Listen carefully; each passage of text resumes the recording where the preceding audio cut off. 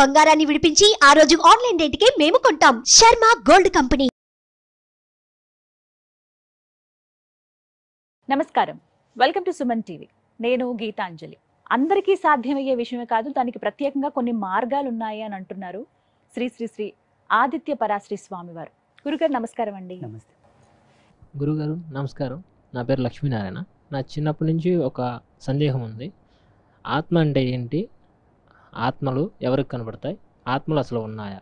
ఆత్మ లేకపోతే మీరు నన్ను క్వశ్చన్ అడిగారు కదా, ఆత్మలు కనిపిస్తాయా లేదా? నువ్వు కనబడుతున్నావు అంటే ఆత్మ కనబడుతున్నట్లే. ఎవరికి కనబడతాయి? నువ్వు కళ్ళు మూసుకో, ఏం కనిపిస్తుంది? కళ్ళు మూసుకో, కళ్ళు మూసుకో, ఏం కనిపించింది? Totally black. కళ్ళు తెరిచిన ఈ ప్రపంచం నువ్వు చూస్తున్నావు, నిన్ను ప్రపంచం చూస్తున్నదంటే ఆత్మదర్శనమే.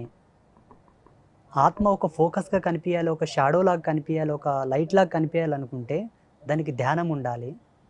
ధ్యాన బలం, మంత్రబలం. కొందరు మంత్ర సాధన బాగా చేసి ఉన్న వాళ్లకు ఆత్మలు కనిపిస్తాయి. కొందరికి జన్మతః వాళ్ళ యొక్క పుట్టిన గడియను బట్టి, ఆ ఎత్తిన జన్మను బట్టి కొందరికి సౌల్స్ కనిపిస్తుంటాయి, ఆత్మలు కనిపిస్తుంటాయి. కుక్కలకు పిల్లులకు రోజు కనిపిస్తాయి. దౌర్భాగ్యం ఏంటంటే అవి మాట్లాడలేవు, అరుస్తుంటాయి ఊక పిచ్చి పిచ్చిగా. మనం అర్థం చేసుకోవాలి వాటి అరుపులని. నీకు ఆత్మను చూడాలనుందా? చూడాలనుందా? ఒక సాధన ఉంటుంది అమ్మవారి, శ్మశానకాలి సాధన. యోగ్యుడైన గురువుని ఆశ్రయించి ఆ సాధన తీసుకున్నామంటే 61 రోజులు చేస్తే నీతోనికి వచ్చి మాట్లాడతాయి. మాట్లాడిన తర్వాత కంట్రోల్ కూడా చేయగలగాలి. మరి ఇప్పుడు నన్ను క్వశ్చన్ అడగనికనే తడబడుతున్నావు నువ్వు. ఆత్మ ఎంత భీకరంగా ఉంటుందో.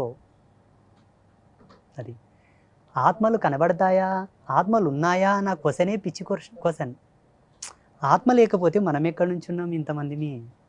ఆత్మ లేని వాళ్ళు కావాలనుకుంటే హాస్పిటల్లో మార్చరీకి వెళ్ళండి, శ్మశానాలకు వెళ్ళండి. కాశీలో మణికర్ణిక ఘాట్ దగ్గర ఉండి రోజుకి ఎంతోమంది వస్తారు. వాళ్ళలో ఆత్మ లేదు, మనలో ఉంది. ఉన్నవాళ్ళు, ఆత్మ ఉన్నవాళ్ళు ఆత్మ లేని వాళ్ళని చూస్తాం. ఆత్మ లేనివాడు ఎవరిని చూడడు. రుద్రాక్ష ధరిస్తారంటారు కదా, దానివల్ల లాభాలు ఏంటి గురుగారు? రుద్రాక్షలో ఉన్నటువంటి ఒక అద్భుతమైన శక్తి తరంగాలు ఏంటంటే, ఈ జగతిలో శివుడి యొక్క కేంద్రకంగా వచ్చే ఎనర్జీస్ అంతా కూడా రిసీవ్ చేసుకోవడానికి ఒకే ఐటమ్ ఉంది, అది రుద్రాక్ష.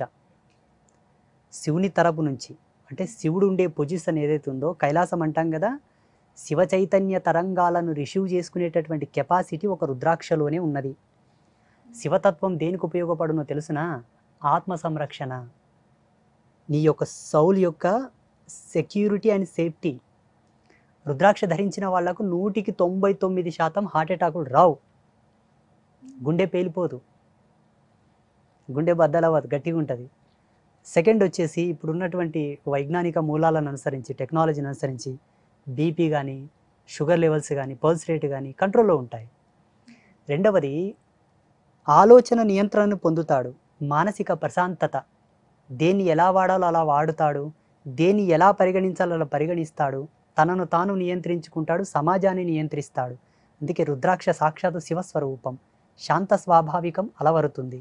ప్రతి ఒక్కరూ రుద్రాక్ష ధరించాలి. రుద్రాక్ష ధరించాలనుకున్న వాళ్ళు మద్యం సేవించకూడదు, మాంసభక్షణ చేయకూడదు.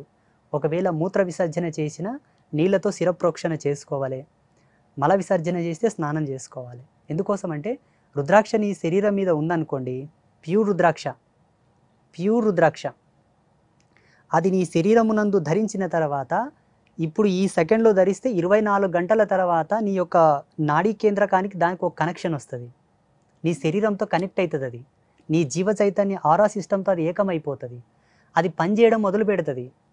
ఇటువంటి క్రియలకు పాల్పడ్డప్పుడు దాని నుంచి వచ్చేటటువంటి నెగిటివిటీకి, దీని నుంచి వచ్చేటటువంటి పాజిటివిటీకి రియాక్షన్ అయిపోతుంది, డీకంపోజ్ ఏర్పడుతుంది. ఇటు మంచి జరగక అటు చెడు జరగక అగామ్య గోచరం అయిపోతుంది ఈ జన్మ. అందుకే ఇది ధరించిన వంటి ఇది తినకు, ఇది తాగకు, ఇలా ఉన్నప్పుడు ఇలా ఉండు. అంత మంచిని పొందేటప్పుడు ఈ తుచ్చమైన వాటిని వదిలివేయడంలో సందేహం ఏమిటి చెప్పండి? అయితే స్వామి, కొంతమంది ఏం చేస్తారంటే, మెడలోకి చేయించుకున్నారు అనుకోండి, చైన్ లాగాను, అంటే ఒక లాకెట్ లాగా చేయించుకున్నప్పుడు ఆహారం నాన్ వెజ్ తినేటప్పుడు కావచ్చు, ఇలా అంటే వాష్రూమ్స్ వెళ్ళేటప్పుడు కావచ్చు, అప్పుడు తీసివేస్తారు, మళ్ళీ శుభ్రత మళ్ళీ వేసుకుంటారు. అలా చేయొచ్చా అసలు? ఒకసారి రుద్రాక్ష వేసుకున్న తర్వాత తీయటం, మళ్ళీ వేసుకోవటం అలాంటివి? తీయడం శాస్త్ర ప్రమాణం కూడా రుద్రాక్ష తీయడం అనేది ఉన్నది.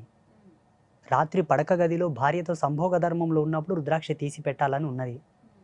వాష్రూమ్కి వెళ్ళేటప్పుడు తీసి పెట్టాలని ఉన్నది ఈ 2 సందర్భాల్లోనే. మూడవది శ్మశాన వాటికకి వెళ్ళేటప్పుడు తీయాలని ఉన్నది.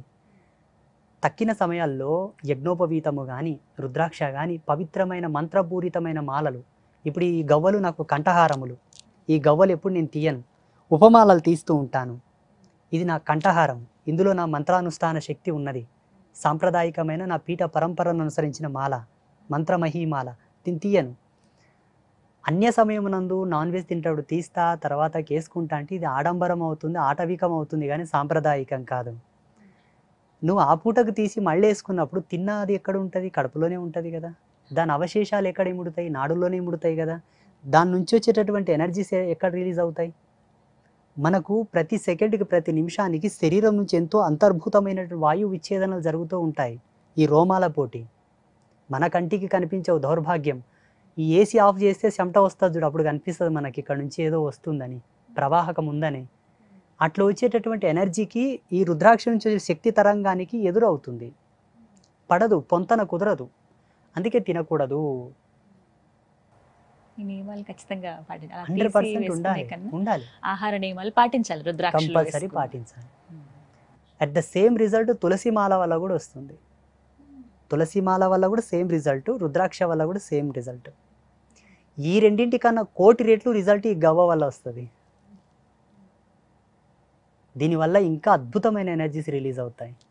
అసలు మానవుడు తన మేధస్సుతో తన యొక్క జ్ఞానంతో కొలవలేని ఎనర్జీస్ దీనివల్ల వస్తాయి. ఇది మా తపస్సులో నేను 6 నెలలు తపస్సు చేసి తెలుసుకున్నాను, ధరించాను.